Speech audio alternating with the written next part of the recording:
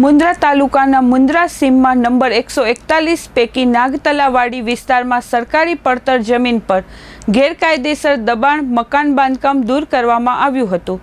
આ કામગીરી અંતર્ગત શ્રી કે.એસ. ગોંદિયા મામલતદાર શ્રી મુન્દ્રા દ્વારા દબાણ કરતા શખ્સોને 202 હેઠળ દબાણ હટાવવાની નોટિસ આપવામાં આવેલ હતી, જે ગેરકાયદેસર દબાણ બાંધકામ મકાનને આજ રોજ 15 કલાકે કચ્છ જિલ્લા કલેક્ટર શ્રીના માર્ગદર્શન હેઠળ પ્રાંત અધિકારી શ્રી બી.એચ. ઝાલાના સુપરવિઝન હેઠળ મામલતદાર મુન્દ્રા સુશ્રી કે.એસ. ગોંદિયા, પોલીસ ઇન્સ્પેક્ટર શ્રી રાકેશ ઠુમર તથા તેમની પોલીસ ટીમ અને સર્કલ ઓફિસર મુન્દ્રા શ્રી એચ.પી. રાજગોર, નાયબ મામલતદાર શ્રી એલ.કે. ગઢવી, પીજીવીસીએલ ટીમની હાજરીમાં તોડી પાડીને દૂર કરવામાં આવ્યું હતું।